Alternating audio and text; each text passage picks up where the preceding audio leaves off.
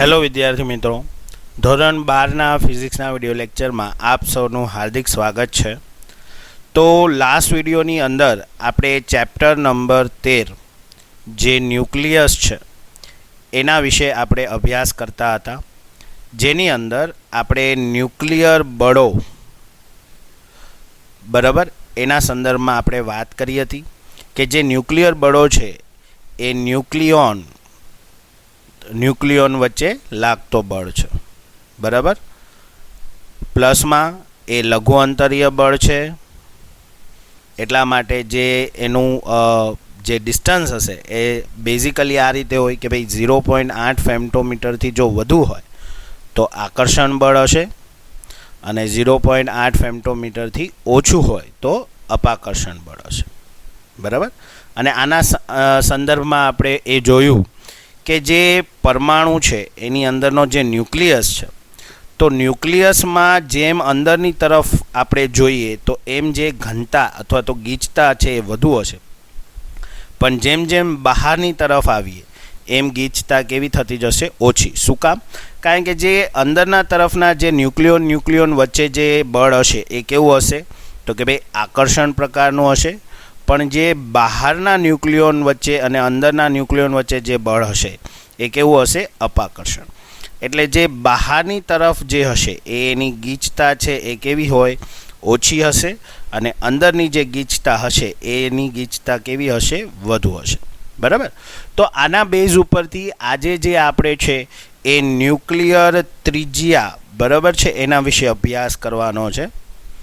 તો ન્યુક્લિયર ત્રિજ્યા, તો સૌથી પહેલાં આપણે એ સમજી લઈએ કે ન્યુક્લિયર ત્રિજ્યા એટલે શું થાય. તો કે જે પરમાણુનું કેન્દ્ર છે બરાબર, એ કેન્દ્રની જેટલા વિસ્તાર સુધી બરાબર ન્યુક્લિયર બળનો અનુભવ થાય એ મહત્તમ જે અંતર છે એને આપણે શું કહેશું? ન્યુક્લિયર ત્રિજ્યા કહેશું. બરાબર, અને જ્યારે જે પરમાણુ છે એના બાહ્યતમ બરાબર સૌથી છેલ્લા ઇલેક્ટ્રોન કક્ષા સુધીના અંતરને આપણે શું કહેશું? તો કે ભાઈ પરમાણુની ત્રિજ્યા.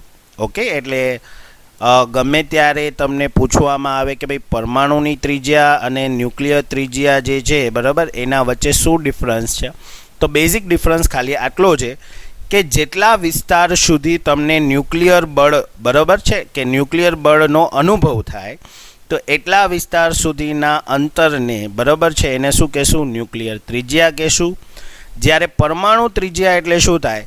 તો કે જે પરમાણુનું કેન્દ્ર છે ત્યાંથી લઈને જે સૌથી છેલ્લી એટલે કે બાહ્યતમ કક્ષાનો જે ઇલેક્ટ્રોન હશે ત્યાં સુધીના અંતરને આપણે શું કહીએ છીએ? પરમાણુની ત્રિજ્યા. બરાબર, તો ન્યુક્લિયરની જે ત્રિજ્યા છે, તો ન્યુક્લિયરની ત્રિજ્યા જે છે એ પ્રયોગો દ્વારા જે છે એ સાબિત કરેલી છે, અને એની એક જે છે એ પર્ટિક્યુલરી ફોર્મ્યુલા છે. તો જે ફોર્મ્યુલા આપણે યાદ રાખવાની છે કે R બરાબર R0 a⁻⁴ પાવર.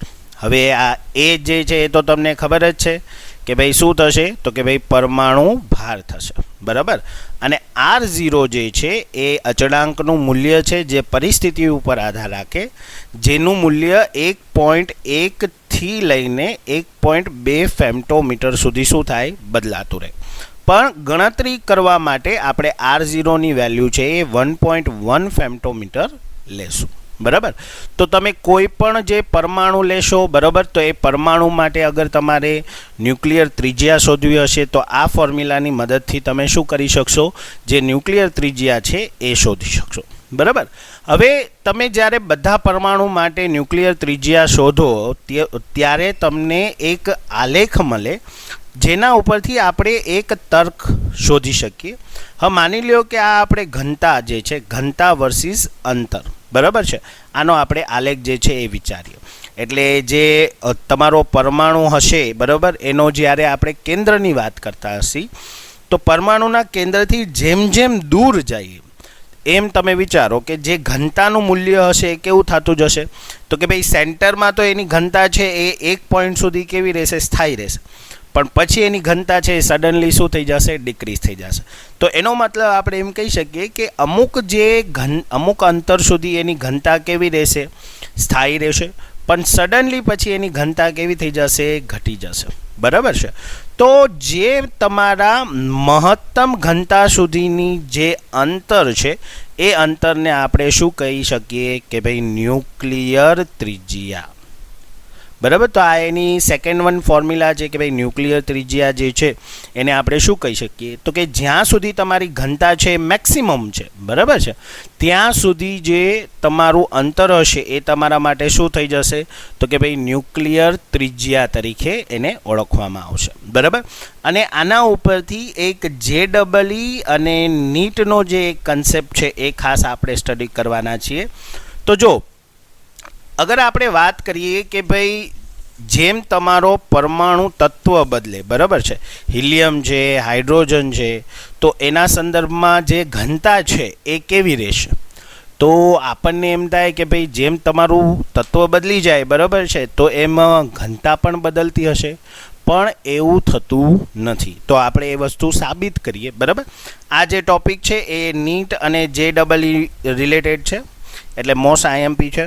હવે જો આપણી પાસે જે પરમાણુ જે ન્યુક્લિયરની ત્રિજ્યા છે એ ન્યુક્લિયરની ત્રિજ્યા શોધવાનું એક સમીકરણ છે કે ભાઈ R બરાબર કેપિટલ R0 a⁻⁻⁰. બરાબર. હવે એના રિલેટેડ અગર હું કદ શોધું તો કદ માટે આપણે શું લેશું 4/3 πr². તો અહીંયા આપણે આરની વેલ્યુ મૂકી દઈએ એટલે 4/3 πr² એ, બરાબર, 1/3 અને જે ઘન છે એ કેન્સલ થઈ જશે એટલે આ રીતે આવી જશે. તો આ જે આપણને મળ્યો એ ન્યુક્લિયસનું કદ મળ્યું. બરાબર. હવે એના સંદર્ભમાં અગર હું ઘનતા લઉં તો ઘનતા બરાબર શું થશે તો કે દળના છેદમાં કદ. અહીંયા આપણે કુલ કદ અને કુલ દળ જોઈએ છે એટલે કેપિટલ M અને V કહી દઈએ. તો અગર હું દળના સંદર્ભમાં આ ફોર્મ્યુલા જે છે એ લખું તો જો ઘનતા બરાબર કેપિટલ M/V થશે. બરાબર. હવે અહીંયા આપણે કેપિટલ M બરાબર શું લઈ શકીએ કે ભાઈ ρ × કેપિટલ V. તો જે M છે M તો કુલ દળ છે અને આપણને ખબર છે કે જે ન્યુક્લિયસ છે તો એ ન્યુક્લિયસની અંદર ન્યુટ્રોન પણ રહેલા છે અને જે પ્રોટોન છે એ પણ રહેલા છે. તો એનો મતલબ જે ન્યુક્લિયોન જે છે એ રહેલા હોય. હવે દરેક ન્યુક્લિયોનનો દળ છે એ આપણે સ્મોલ m લઈએ તો જેટલા પણ ન્યુક્લિયોન હશે એ બધા રિલેટેડ જે તમે પરમાણુ લેશો, બરાબર, એટલે કે કુલ m જે હશે એ કોના બરાબર હશે તો હરેક ન્યુક્લિયોનના દળ જેટલો હશે તો હરેક ન્યુક્લિયોનને દળ × a કરી નાખીએ. બરાબર છે. તો આ કિંમત જ્યારે તમે આ સમીકરણમાં મૂકશો એટલે શું થશે તો કે ભાઈ small m × capital A ρ × V એટલે 4/3 πr⁵³ × a કેન્સલ થઈ ગયો. તો ρ બરાબર શું થશે તો કે 3m/4πr⁵. તો જો આ સમીકરણમાં ક્યાંય તમને જે પરમાણુ ભાર છે એ મળતો નથી. મતલબ કે જે ન્યુક્લિયસ ની ઘનતા જે છે એ પરમાણુ ભાર એટલે કે પરમાણુ દળ, બરાબર, એથી કેવો છે સ્વતંત્ર છે. બરાબર. એનો મતલબ તમે કોઈ પણ તત્વ લેશો એની ઘનતા છે એ કેવી રહેશે, ફિક્સ જ રહેશે, ચેન્જ થશે નહીં. ક્લિયર. તો આ રીતે જે છે એ આખો જે JEE નીટના રિલેટેડ એક પોઈન્ટ જે છે એ આપણે ડિસ્કશન કર્યો. ક્લિયર. તો જે ન્યુક્લિયર ત્રિજ્યા છે એની અંદર બેઝિક કન્સેપ્ટ ખાલી આટલો જ છે કે સૌથી પહેલાં તમારે ન્યુક્લિયર ત્રિજ્યાની જે ફોર્મ્યુલા છે એ જોવાની છે. એના પછી જે આપણે આલેખ જોયો ઘનતા અને જે ઘનતા રિલેટેડ જે ઘનતા અને અંતર વચ્ચેનો જે રિલેશન જે છે જે આપણને સમજાવતો હતો, બરાબર, તો એ આલેખ જે છે એ આપણે જોયો. તો આટલો ટોપિક જે છે એ ન્યુક્લિયર ત્રિજ્યાની અંદર આવે છે. ઓકે. હવે નેક્સ્ટ ટોપિક ઉપર આપણે જઈએ તો જે ન્યુક્લિયર ત્રિજ્યા છે એના પછી જનો જે ટોપિક આવે છે એ છે પરમાણુનું સ્થાયીપણું અથવા તો ન્યુક્લિયસનું સ્થાયીપણું. બરાબર. તો કોઈ પણ જે ન્યુક્લિયસ છે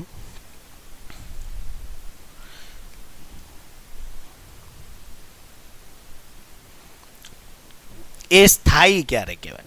તો બેઝિકલી આપણને ખબર છે કે જો કોઈ તત્વ છે એને એ અને ઝેડ દ્વારા દર્શાવાય. તો જે ઝેડ છે એ આપણને પ્રોટોન એઝ વેલ એઝ ઇલેક્ટ્રોનની જે સંખ્યા છે એ આપશે. તો આની પહેલાં પણ મેં તમને કીધું હતું કે જ્યાં સુધી જેટલા પ્રોટોન હશે એની સામે એટલા ઇલેક્ટ્રોન હશે ત્યાં સુધી બેલેન્સ રહેશે વિદ્યુતની દ્રષ્ટિએ. પણ જ્યારે અહીંયા આપણે ન્યુટ્રોનની સંખ્યાની વાત કરીએ છીએ તો જો ન્યુટ્રોનની સંખ્યા n ના કમ્પેરેટિવમાં તમારા પ્રોટોનની સંખ્યા જે છે બરાબર એટલે કે ઝેડ આ બેયના જે રેશિયો છે એના કમ્પેરિઝન કરીએ અને જો એ વધઘટ થાય તો તમારું ન્યુક્લિયસ જે છે એ કેવું થશે? અસ્થાયી થશે. તો ફોર એક્ઝામ્પલ અગર હું ઝેડ વર્સિસ એનનો આલેખ દોરું બરાબર છે અને જે આ આલેખ છે બરાબર તો એ આલેખ જો મને એકદમ એક્ઝેક્ટ જે છે એ શું મળશે? સ્ટ્રેટ લાઇન મળશે. એટલે કે ઝેડ બરાબર 1 હોય બરાબર છે તો સોરી ઝેડ બરાબર n હોય ત્યારે આ જે લાઇન છે એ લાઇનને શું કહેવાય? સ્થાયીપણાની રેખા. બરાબર. તો જ્યારે તમારા પ્રોટોનની સંખ્યા અને ન્યુટ્રોનની સંખ્યા સમાન હશે તો એવા જેટલા પણ તત્વો હશે એ તત્વો કેવા કહેવાય? તો કે એ તત્વો જે છે એનું ન્યુક્લિયસ છે એ શું કહેવાશે? સ્થાયી કહેવાશે. ક્લિયર? માની લ્યો કે અગર કોઈ જે ન્યુક્લિયસ છે બરાબર એ અસ્થાયી છે તો એનો જે આલેખ હશે એ આ રીતે ઢળતો આવી જશે. બરાબર છે. તો આ જે તમારું આલેખ છે બરાબર અગર એનો અગર ઢાળ આપણે જોઈએ તો ઢાળ માટે જે છે એ તમારે ખાસ આ એક રિલેશન યાદ રાખવાનું છે કે જો n/z નો રેશિયો બરાબર છે કે જે 1 હોય ત્યારે જે તત્વ હશે જે તે તત્વનો ન્યુક્લિયસ હશે એ કેવો હશે? સ્થાયી હશે. બરાબર. પણ જો તમારો n/z નો રેશિયો બરાબર છે 1 કરતાં મોટો હોય બરાબર છે તો જો n/z નો રેશિયો તમારો 1 કરતાં જે છે એ મોટો હોય તો આવા જે તત્વ હશે એ કેવા કહેવાય? અસ્થાયી તત્વ કહેવાય. બરાબર છે. અને હંમેશા યાદ રાખજો કુદરતમાં જે તત્વ છે એ હંમેશા અસ્થાયીમાંથી શું થાય? સ્થાયી થવાનો પ્રયત્ન કરશે અને એ દરમિયાન જ એ શું કરશે? ઉર્જાનું ઉત્સર્જન કરે. બરાબર. અને આવા જે ઉર્જાનું ઉત્સર્જન કરે એવા તત્વો જે આવશે એને આપણે શું કહીએ છીએ? રેડિયો એક્ટિવ તત્વ. ઓકે. આ જે કન્સેપ્ટ છે એ આગળ આવશે ત્યારે આપણે વધારે ડિટેલમાં જોશું. બરાબર છે. તો આજે જે છે એ અહીંયા સુધી રાખીએ. જે એકદમ નાના ટોપિક હતા બટ મોસ્ટ ઇમ્પોર્ટન્ટ ટોપિક હતા કે જે ન્યુક્લિયરની ત્રિજ્યા અને જે ન્યુક્લિયસનું સ્થાયીપણું છે એ આપણા માટે મહત્ત્વના ટોપિક છે જેની અંદર તમારે બેઝિકલી જે છે એ એક ફોર્મ્યુલા કન્ટેન યાદ રાખવાનો છે. બરાબર છે કે જે R છે એના માટે R0 a⁻⁰ બરાબર જ્યાં R છે એ શું થશે? તમારું ન્યુક્લિયસની ત્રિજ્યા થશે. બરાબર છે. જેમાં R0 આપણે કેટલું લેશું? 1.1 ફેમ્ટોમીટર.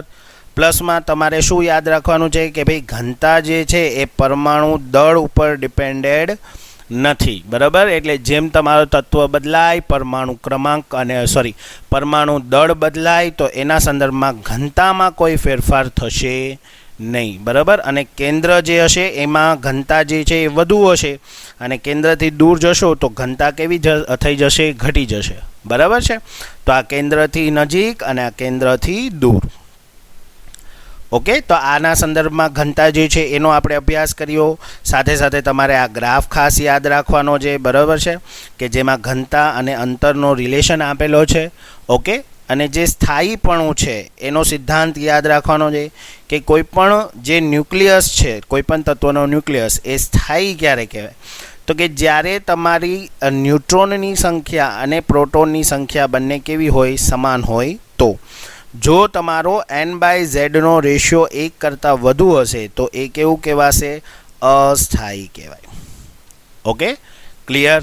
તો બેઝિકલી જે છે આપણે એવું જોઈએ છીએ કે જે હલકા તત્વો હોય છે, બરાબર, હલકા તત્વો મતલબ જે તમારો પિરિયોડિક ટેબલ છે એની અંદર જે લાઇટ મેટલ કહેવાય, બરાબર, એલિમેન્ટ કહેવાય, તો એ લાઇટ એલિમેન્ટ હલકા તત્વો માટે n/z છે એ સેમ જ હોય છે, બરાબર છે, એટલે n/z નો રેશિયો 1 લગભગ મળે છે.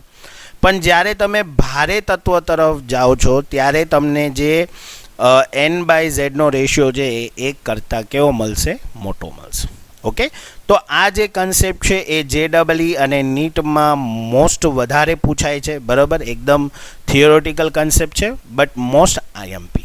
ઓકે, તો આજે અહીંયા સુધી રાખીએ. નેક્સ્ટ વિડીયો લેક્ચરમાં આનાથી આગળ આપણે અભ્યાસ કરશું. થેન્ક યુ મિત્રો.